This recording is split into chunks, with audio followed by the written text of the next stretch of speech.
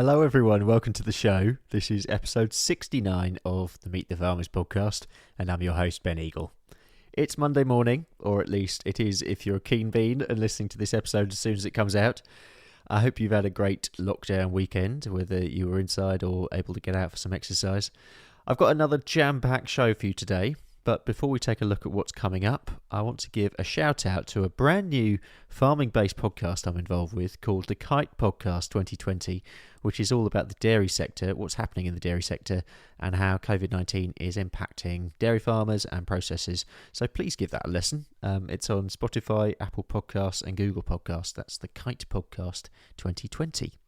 So what's coming up on the show today? I'll be speaking to Oliver Lee, a dairy farmer from South Devon who sells direct to customers. Ollie has seen a significant spike in his sales over the past few weeks, which is interesting. I'll also be speaking to Will Ross, who runs a technology company which specialises in work management solutions in the light of the recruitment challenge faced by the horticultural sector and others. First though, let's take a look at the news from the past week.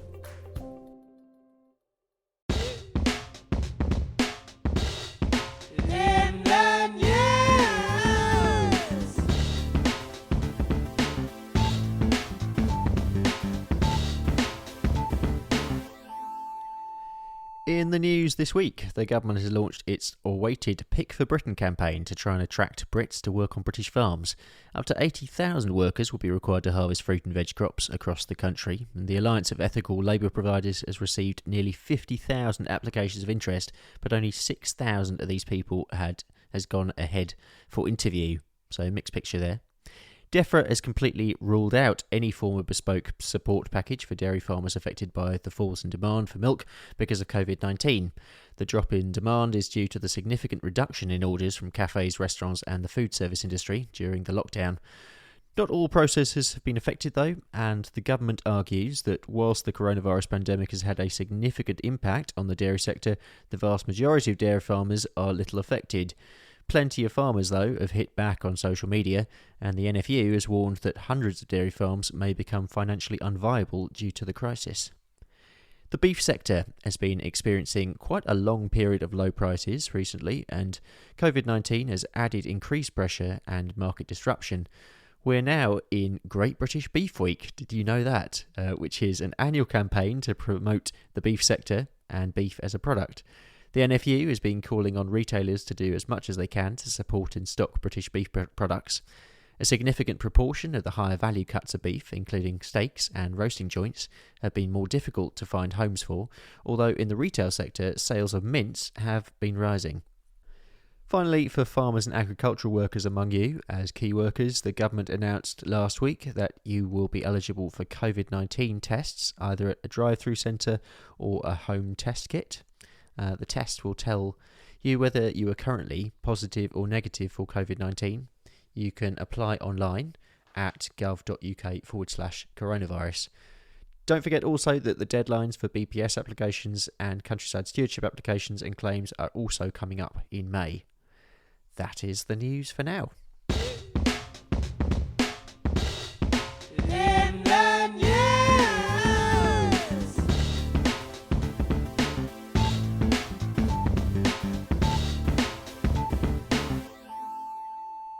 It's time for Farmer Focus now. Before the lockdown had been announced, I had it in my diary this week to head down to Somerset and Devon to go and meet a load of farmers for the podcast on another road trip. But sadly, of course, that was impossible. I did, however, manage to speak to one of those farmers on Zoom last week. And here's our conversation. This is with Ollie Lee, a dairy farmer from Devon. Apologies for the line on my side. There are a few crackles, but hopefully it doesn't affect the conversation too much. It's Farmer Focus. So I'm really pleased to have Ollie Lee on the line, who's a dairy farmer from Devon, farming 28 Ayrshire cattle at the moment, but that's a growing number, as we'll find out, on just under 100 acres. And he has quite a story behind his business. I was supposed to be there in person. I was supposed to be with you in the South Hams, Ollie, but circumstances, today, as we all know, is a bit different. Yeah, today would have been a glorious day for it as well. And you could have helped me out with my own little problems. So. Yeah, you've had you've had an interesting day, Yeah, it's a little fun one.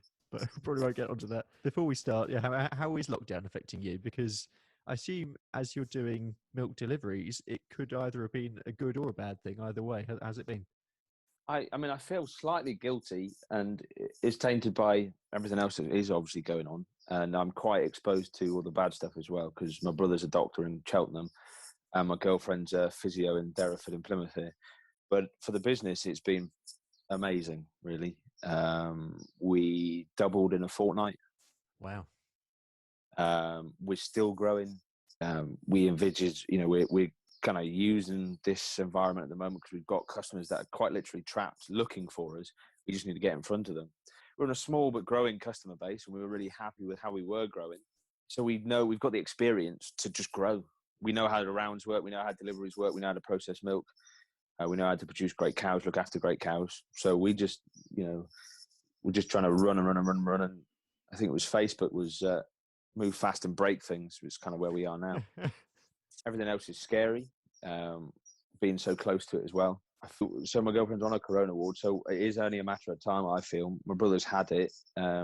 So that kind of taints it a little bit. But then the roads are so quiet. There are no plane contrails in the sky. And I know I'm lucky to farm anyway. I know I'm lucky to be in the South Hams in the UK. But it's humbling, I guess, there's an extent of that, to be able to enjoy that fact. And that, for me, lockdown, for me, is actually just, it's normal. I know we all joke on social media. I've seen a lot of farmers joking on social media about lockdown or self-isolation is just normal life. It is and it isn't. We get used to it, but farmers struggle with that, so the rest of the population will be struggling with that. Yeah. And while it's sunny and shining like this, it is a great place to be, but it will get more difficult at times. Yeah, yeah. I mean, I know the South Hams fairly well because I used to sort of family holiday destination for a lot of my childhood. But for listeners who don't know it, tell people a bit about South Devon and the South Hams. So we're in a perfect location. We're sort of where the farm is. We're about a mile from Dartmoor and about 3 miles from the sea. So it's undulating, rolling hills. It's predominantly pasture land, really, really rich soils. We get a lot of rain. We get about 64 inches of rain a year. On a normal year, not this year. Yeah. And it's just perfect ground for dairy cattle. In fact, I think it's probably famous for it around here in the South Hams. Yeah. So yeah, if we go just a little bit further one way, we can get onto the hill. You can see Dartmoor to the north, and you can see the sea to the south. The South Hams is pretty much the bottom triangle between Plymouth and sort of Exeter. It's Hams is hemmed. You're hemmed in by Dartmoor to the north, and the sea on the other two sides. I read that up once. It was quite interesting. So that's why it is the South Hams. So it was. I never knew. No, my granddad always said that. Why would you live anywhere else? Yeah, absolutely. And so you didn't grow up on a farm, but your granddad was a farmer. I take it he was a big inspiration. Well, my granddad was my inspiration, really. I was born up in Scunthorpe, up in Lincolnshire, but I spent a lot of my childhood in Yorkshire, near Beverley. And we moved across to Wales. We lived out in Canada for a couple of years, and then I moved back. Well, we moved down here to Devon when I was about 14, 15, which is unfortunately when my granddad passed away. We moved back to look after Granny, pretty much. Right. Which is kind of where it all started, but it starts further than that. I've got very fond memories of coming down to the farm on holiday to be with grandparents and follow my granddad around the farm. He was a dairy farmer. He planted the seed, really. And that was always there. We've always been lucky enough to live rurally. And I've always, from a very young age, known my breeds of cow at very least, without knowing anything else about farming at all. I went to university when I left school, did my A-levels, went to university, studied chemistry at Manchester. I got partway through my second year, and the fun had gone from the course. My swimming, which I was a competitive swimmer when I was younger, that had petered out. And this seed had grown into an itch, and I just had to scratch it and haven't looked back. Yeah. tell me. Let's pause on the swimming. Actually, I just want to talk about that before we talk about the farm, because you were pretty good. Let's say that. Um, Yeah, that was butterfly after. was your thing mainly. That's right. Yeah, I was. Well, when I was younger, I always did 200 meters butterfly because no one else did it. So I always used to used to do very well on the medal score. Um, but as I grew, is yeah, sprint butterfly, sort of 50-meter butterfly, and 100 meters butterfly. At one point, I would have been ranked third in the country for my age. Wow. For my age, which was I think 45th in the entire country when I was 18. So I'm from Manchester University at Bucks, which is British University in colleges sports. I had dreams, and hopefully they could have been realised that going further international. But I got to uni, and it was whether the studies took over and a few other things. But then I kind of allergy is quite a strong word, but I certainly an intolerance to chlorine, which for us pool swimmers kind of your kind of goodbye. Yeah, absolutely. And I'd be doing, I'd be getting up to doing sort of 16 to 20 hours a week in the pool. 4 to 6, maybe 8 hours in the gym as well. Yeah, massive commitment. Big commitment. I've been a competitive swimmer since I was 6. Yeah. And I'd had it for a very long time. It had been we've moved around a lot, and I'd always had that as my constant. I'd always been swimming. I'd always been part of swimming clubs. That was my life. So what did it feel like when you stopped swimming, or when you realised that you couldn't do it in the same way again? Well, I'm probably still suffering for it, I think, because it had been such a commitment, such a love, almost an obsession, as much as anything. And I suffer for being a perfectionist. So I still miss it lots. I still think about it lots. And I've spoken with a few people, and I guess I suffered a bit of grief when I left. And I don't think that's uncommon in high-level sportsmen. I think Johnny Wilkinson will say the same. Yep. Not that I was ever anywhere near his level, but any high-level sportsman, well, it doesn't matter quite level, any committed person to any sport or any sort of hobby, if you were to lose it when it's not your time to lose it, then I think it's quite hard. It certainly was. I think what I've done is I've put everything that I put into my swimming now into farming. Yeah, so that's on my next question really. So when you were going through that process, because I'm guessing it was around about the same time that you took the decision to actually, I want to go and do farming. They were one of the same thing. I was at university second year. I starting to really suffer from this chlorine. Wasn't sleeping very well. Still trying to put in the same hours in the pool and in the everything. I was getting so tired and run down. I wasn't in a great place. And then the fun went from the course doing chemistry, and I thought, sod this. I've always wanted to try farming. So yeah, as my swimming stopped, my farming started. Yeah, so you went back down to Devon to work on a farm down there, and you spent some time in Canada as well on a fish farm. That's right. Yeah, so it's my dad's fish farm. So I've always been around the farms. My dad has he's developed his own technology, which means they farm fish in. So nothing to do with sea cages at all. Put that out of your mind. It's somewhere near an aquarium. Okay. These are terrestrial, on land fish farms on recirculation systems. So the water comes in once and is recirculated through the fish tanks, cleaned, and then put back in the fish tanks. Yeah, they're up there in terms of world leading as well, doing that. So that's what it was. That's why we moved around a bit. Was following his job around. I have to get him on the podcast. Yeah. Well, you probably should. I did 6 months working on a farm, and of course, we all know that when we are told at least that you can't make any money in farming. And my parents didn't want me to go into farming because they seen how hard my granddad had worked for all his life. Yep. The big, all the debt and everything else that he carried on his shoulders, all the hours, everything else. They didn't want me to go into that. So my dad selfishly, and he admits it was selfishly, asked me to join him in his business. I did 6 months out there. I actually worked very well with my dad. But doesn't always happen. I think I found my interest. Yeah, no. I found my interest was in cows, not fish. And Canada, so we're in Nova Scotia, which is on the eastern side of Canada. So if you go north from New York, basically, Yeah. there's a little squiggly bit that sticks out into the sea. Yeah. That's Nova Scotia.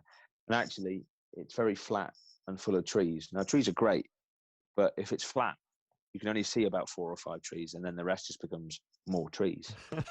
The population isn't massive there, so it's not the most interesting place to be. So if you're interested in fish and fish farming, and you spent a large majority of your older childhood in the South Hams, there's quite a pull to come back. So I came back from there. I started working on a few more farms, milking on 2 or 3, worked on another couple, started my own flock of sheep, and then went to Duchy College and started a foundation degree in agriculture because I thought probably best get some education. Yeah. Let's talk about your time at Duchy College. And so yeah, you were there part time. So you were still working on farms at the same time. It was a full-time course, but they, very cleverly sort of condensed it down into 3 days. They crammed us in for 3 days. Okay. It was still a full-time course on paper. So you were there for 3 days a week, and of course it gives you 2 or 4 days, however you want to look at the week, to do other things. Yeah. And you must have been pretty dedicated because you were awarded the top student award at the end of your first year, and you were a finalist in the Agricultural Student of the Year category at the Farmers Weekly Awards. Yeah, I don't know really. I just do my thing. It's Farmer Focus. We'll head back to that conversation with Ollie in a bit, but I want to talk about pickers and recruitment for a few minutes, as last week I spoke to Will Ross, who runs a technology business called Tendo that makes a workforce management app. Here's that brief conversation, and then we'll head back to Ollie. So we all know that specifically the horticultural sector, but other sectors as well, have serious challenges at the moment when it comes to seasonal work and recruitment. And there are quite a few companies out there who are seizing this opportunity to meet this challenge head on. I'm really pleased to be joined now by Will Ross, who is from the workforce management app Tendo.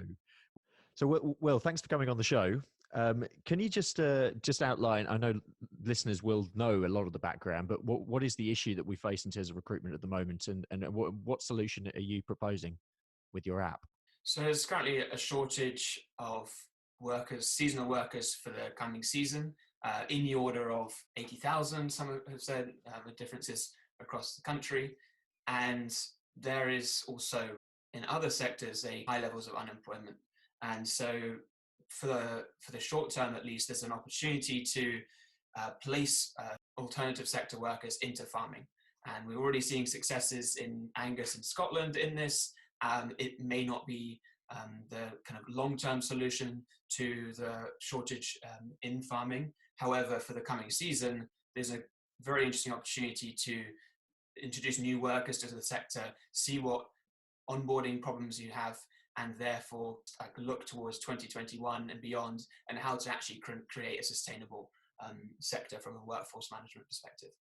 Once the talent has been hired or the candidate has been chosen, we allow farms to deliver training digitally. So even before someone has arrived at the farm, you'll be able to use this as an opportunity to train them or to give them knowledge that they'll be needing once they're on site, not just to kind of expedite that hiring process, but also to indicate who is serious. So even once someone's taken a job and you're trying to make sure they arrive and to make sure that they kind of complete the first few weeks successfully, the training will be a very good way to keep a tab on progress and to make sure that you're meeting compliance needs. I mean, do you think that employers are cottoning on to using this kind of tech more? Is it becoming more second nature in terms of the way that people are recruiting? There's certainly a big conversation around work-based learning now. So in the office jobs or knowledge economy, the idea that you can give people added value just by training them is common and understood as a good way to keep pace with the future of work, particularly for those people who work alongside technology. But also from a frontline perspective, there's a lot to learn, even with the kind of integration with hardware solutions. If the farm is becoming more technological, we'll still need humans around to manage that technology, and there's significant training opportunities there. Will Ross there from Tendo. Now, though, it's back to Ollie in Devon. It's Farmer So you started How Now Dairy in 2017. So I'd always seen that I want to sell direct to the customer because I enjoy that. I like, like Chef's Table on Netflix. I like watching those. I like seeing the passion, certainly of chefs. So I thought, I could sell. The idea was always to sell, produce Wagyu, Kobe beef or something. Yep. Just the highest quality. I love quality. Whatever we do is that highest quality. I always wanted to farm my granddad's land. I'd love that romance of it. Yeah. So the initial bit was, how do we farm? What's left of my granddad's farm is 40 acres. How do we farm 40 acres, sell direct to the customer, and also prove to my parents and everyone else out there that doubts it, that actually you can make a viable business from farming. Mm-hmm. And then I got a marketing competition. I got onto their academy program. I managed to get some money out of Europe. I managed to get a bank loan. I never know how I managed to do that. So I suddenly got too far with this. Now I kind of got to do it. It's the best way to make everything happen. Pretty much. Tell too many people. Get too dug in. Then there was the building process. We built everything from scratch. We built new sheds, a whole new processing unit. That's all fun. That's fun. Building something's fun for me. It's when you got your cows on the ground and you're trying to sell milk. That's hard. Starting that business, getting, paying off these debts, trying to earn, money, start turning the profit, breaking through that sort of lifting off that axis. Yeah. It's been a long time coming, and it's been hard slog. And now with COVID, we've suddenly gone from just shy of break even to, profitable and growing very quickly. That must feel good. Oh, it feels the whole weight is lifted off my shoulders. I'd have paid off all my bills within sort of 2 or 3 weeks' time. Yeah. That's just going to be such a wonderful place to be, because I've got it weighs heavy not having outstanding payments. Let's talk about the stars of your show for a minute. Your Ayrshires themselves. Oh right, not about me. Well, we have been talking about you for quite a lot of this. So I thought let's change the subject a bit. Yeah, tell me about your girls. So Russell, who I work for, they all come from him at the moment. Okay. They're all his cows, and they're cows that I've worked with at Russell's on his farm for about 5 years. So I know a lot of these cows already. They're a small herd up at Russell's. He's got milking about 80, 90 cows from when I was up there. They're all pedigree Ayrshires. There's a couple of mixed bags in there, but majority of them are pedigree Ayrshire. In Russell farms about 1,000 feet on the edge of Dartmoor. In fact, some of his sort of in-calf heifers will go graze on the moor for the summer. And even some of the dry cows will go up there as well. Mm. So they're a hardy bunch. I mean, they're a wonderful cow Ayrshires. They're not the milkiest. I mean, you can get milky Ayrshires, especially if you get some more Canadian blood in them. But they've got this lovely sort of depth of body, of frame. Great on their feet, lovely udders, really tidy udders, great forward attachment and rear udder, and they're just a wonderful cow that doesn't melt in hard weather. She can eat, she do well off poor forage at times. Of course, we've now got 28 of them.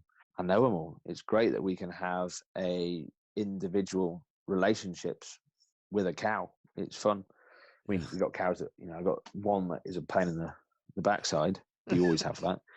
But there are others that are just great. Like one of the girls that I got, she's my first calf that ever pulled off a cow, so she's quite special to me. So you're producing, processing, marketing, distributing the lot, which obviously has its stresses. But why is local distribution so important to you? It's great to be able to deliver to people that know you or know of the farm, know where the farm is.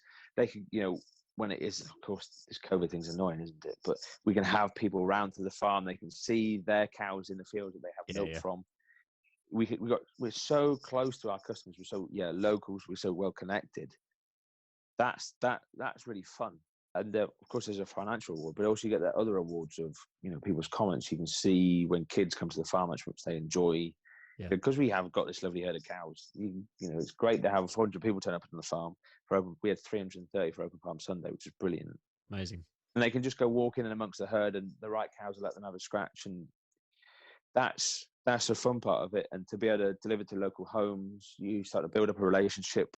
Tell me about your packaging, because you've turned away from the traditional milk bottle and doing something that's really which I think is quite innovative. But you might tell me that it's everywhere. I could be wrong. I've been wrong before. We are the only company in the UK, the only dairy in the UK to use 100% compostable packaging. Brilliant. We work with a company in Germany to develop a film, especially for us. Yeah, so we have this cardboard outer, which just cardboard really. But it gives it a support. And then inside we have our milk bag or a pouch. Yep. And then this pouch, and initially it was made from a plastic, and this is how we started. We started with the milk pouches. We got those when I lived out in Canada, and apparently a lot of Eastern Europe use milk pouches. 70% less plastic than conventional milk bottles in Tesco's. But of course, I'm the same as everyone. I walk down the beaches and see all the plastic on the coast. I don't want to ever risk adding to that. And a lot of customers would see it as plastic and just say no, regardless of the 70% and recyclable. So I thought, well, there must be something. There are compostable plastics out there. There must be something that holds liquids. Actually, it's very difficult to find a compostable plastic that holds liquids because most of them need liquid to start the breakdown process to dissolve them for the bacteria to get into. You strike me as someone who's quite ambitious, so I'm just interested in what your plans are for the future. Yeah, so when we were chatting at the beginning, this is in a year's time. That's what we're planning. We are basically what we're doing now is a proof of concept. Yeah, we're just proving that there is a want, a need, and that we can deliver to all these homes from all these cows and make a profitable business from it.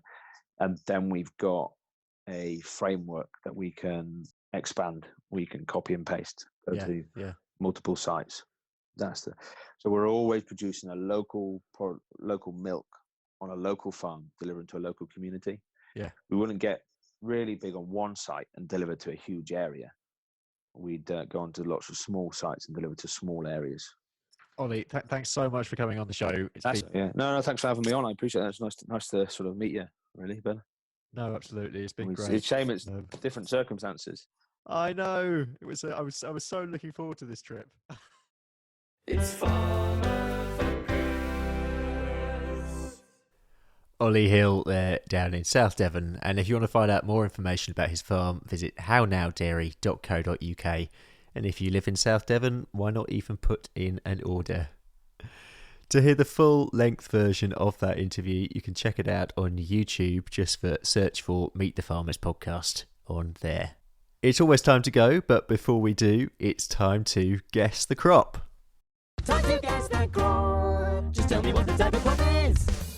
Yes, this is everyone's favourite farming podcast game, Guess the Crop. All you need to do is send your answer to me at mtf_podcast on Twitter or Instagram, or email me your answer at thinkingcountry@gmail.com. The person with the most correct answers at the end of the year will receive a special mystery prize, which will be posted to them. It's definitely not too late to send me your answers from the last two episodes if you haven't already. This is only the third Guess the Crop we've done this year. Just go back to the last two episodes, have a listen, and send me your answers. So let's go for it. What is this week's crop? Time to guess the crop. Just tell me what the type of crop is. Well, your clues are, number one, this crop is the most widely consumed staple food for a large part of the world's human population. Number two, it's normally grown as an annual plant, but in tropical areas it can survive as a perennial. And number three, the traditional method for cultivation of this crop involves flooding fields. So what is that crop? Message me at mtf_podcast on Twitter or Instagram, or email thinkingcountry@gmail.com. There are several of you who are joint top at the moment, so there's all to play for. Time to guess the crop. Just tell me what the type of crop is. That's it for this week's episode, and I hope you have a great week ahead. Please do subscribe to the podcast on whatever platform you're listening, and spread the word to anyone who you think might enjoy the show. Thank you very much for listening. I'm Ben Eagle. This has been Meet the Farmers, and I'll see you next week.